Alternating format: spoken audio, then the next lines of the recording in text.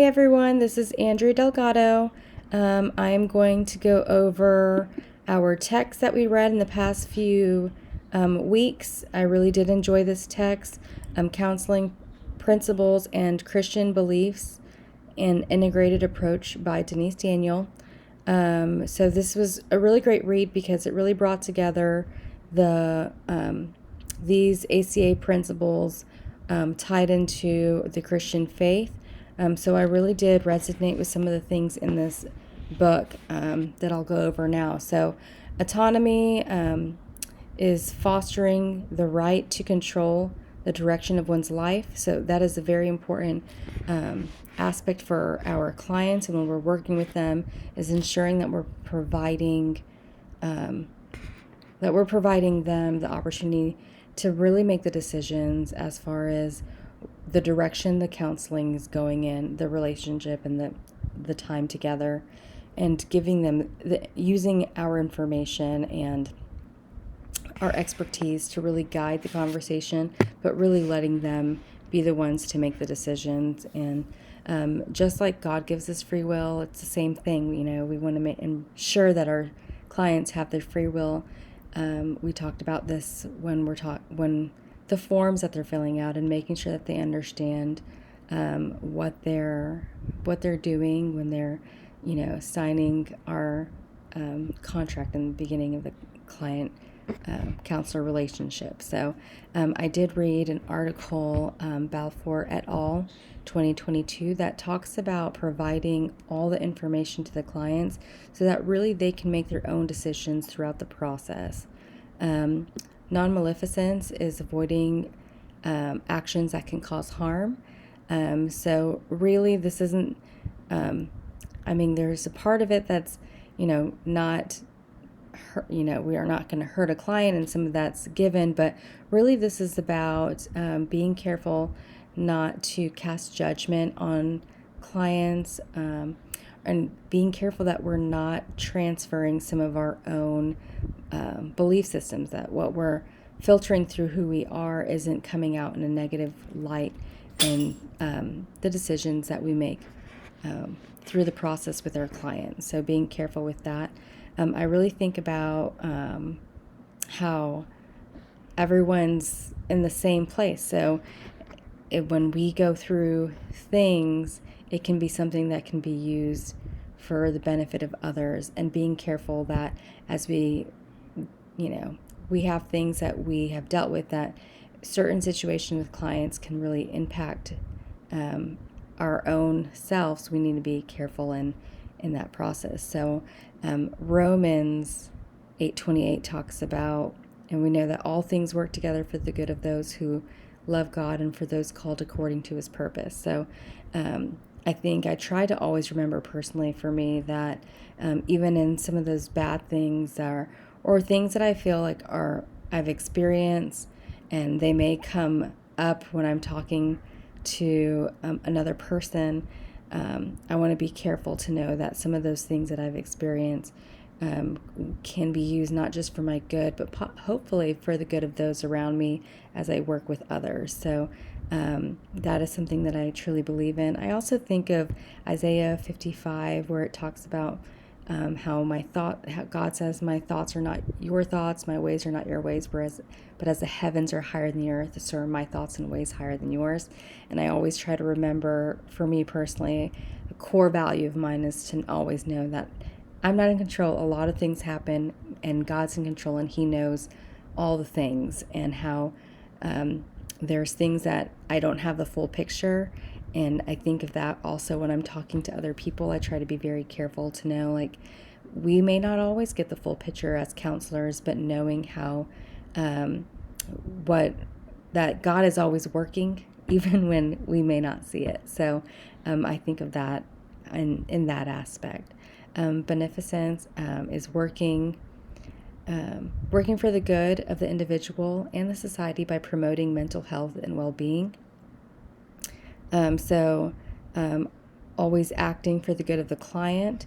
If I think that the client is in harm's way, then we would act on their behalf. I think this is where, if it comes to it, then the client's autonomy may take the back row, while if something extreme is happening and we need to care for that client for the sake of that they may not be in harm themselves or put others in harm. So for that reason, that's something that could happen. I read an article, Hampkins 2019, and that was talking about the different levels of severity. So what could be real severe for one client may not be for another, and being able to use our what we know in our judgment to be very careful to know what is imminent danger for one client as opposed to another. For example, a student that may be cutting themselves, not necessarily seeking out to end their life, but seeking pain and using it as a coping. So being able to understand the difference in working with clients to that extent, and understanding when beneficence plays a role and it's important to stop action, or when things may need to be mitigated in different ways. So the next one is justice. This one I really resonate with. I think justice is just something that's really a core thing for me that I really value. So treating individuals equally and fostering fairness and equality. I really do believe that we're all on the same playing field. So Romans 3:23 talks about how we've all sinned and we've all fallen short of His glory. And I think that's something that I highly value. So, it doesn't matter what our clients are handling or what they're going through. They deserve the same amount that we all deserve. We've all made mistakes, and only by the grace of God can we stand here today and continue working forward. So I do believe that everyone deserves to be treated equally. Something that was in the chapter that I thought was pretty profound for me was how she talked about loving each other.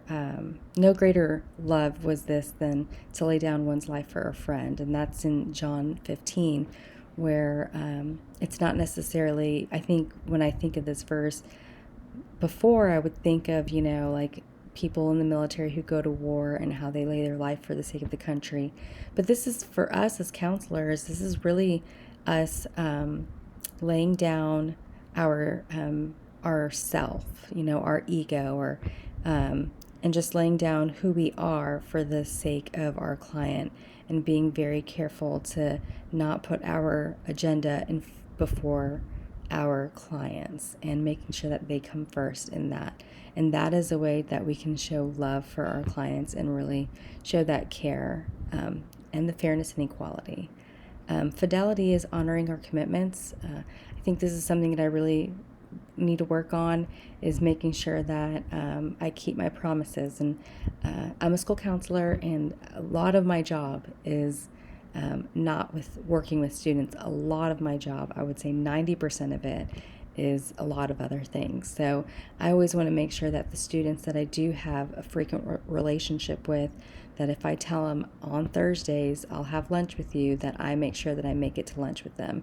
I know that building that trust is a difficult thing, especially with our clients who have experienced a lot of mistrust in different ways. So I want to make sure that I do that. I want to be faithful in my commitments. And I think that's a very, very important commitment that we do, is building that trust in order to have that foundation and maintain that relationship with as a counselor and client. Veracity is dealing truthfully with individuals whom counselors come into professional contact with. So that is, I read this article, Fisher et al. 2023, that talks about a specific format that they created to promote trust among clients and counselors. And they tried this, they did this study where they did this specific technique, and they saw a huge difference between starting the client counselor relationship with this and then starting without it, and how important it was for and how successful those relationships were in the process of meeting their goal, this client's goal, when they had that trust built ahead of time. So that is something that is very important. A lot of our clients will, in the future, will probably have experienced a lot of untruthful relationships, whether it's loss of job or loss of relationships or infidelity. So it's very important for us as counselors to be 100% truthful with them, and build that bridge. So with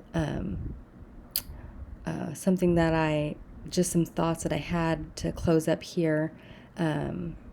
We cannot change the client, but our job is to create a safe space through these principles, through our ACA principles, and being authentic with ourselves, using our knowledge and experience to guide the client in making their own changes.